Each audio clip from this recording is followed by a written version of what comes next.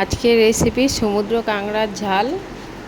সমুদ্র কাঁকড়ার ঝাল বানাতে এখানে আমি নিয়ে নিয়েছি একটা গ্যাসের উপরে একটা কড়াই বসিয়ে দিয়েছি, দিয়ে এটা গরম হতে দিলাম। দিয়ে তারপর ওর মধ্যে দিয়ে দিচ্ছি সর্ষের তেল।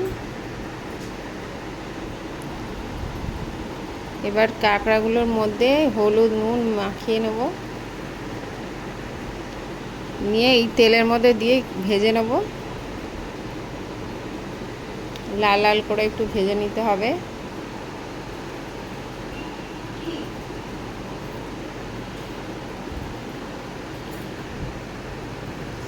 ভাজা হয়ে গেছে, কাঁকড়াটা তুলে নিয়েছি। এবার আবারও একটু সর্ষের তেল দিয়ে দেবো, দিয়ে পেঁয়াজ কুচানোগুলো দিয়ে দেবো।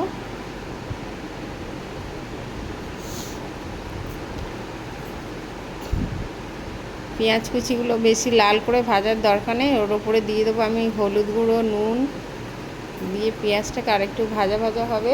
তারপরে দিয়ে দেবো টমেটো কুচি, পরে আগে থেকে বেটে রাখা আদা রসুন লঙ্কার পেস্ট দিয়ে দেবো।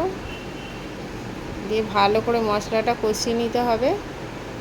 আমার ভিডিওটা যদি ভালো লেগে থাকে লাইক কমেন্ট শেয়ার করবেন। আর আমার ফেসবুক থেকে দেখলে আমার পেজটি ফলো করবেন, আর ইউটিউব থেকে দেখলে আমার চ্যানেলটি সাবস্ক্রাইব করে দেবেন।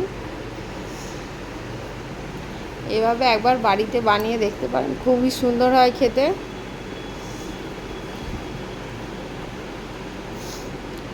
বাড়িতে বানিয়ে যদি ভালো লেগে থাকে আমাকে জানাতে ভুলবেন না কমেন্ট বক্সে।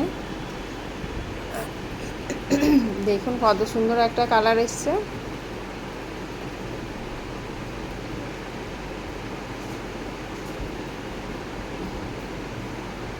কাঁকড়ার ঝালটা রেডি হয়ে গেছে, নামিয়ে দেখাচ্ছি। ভিডিওটা আজকের মতো এখানে শেষ করলাম, টাটা।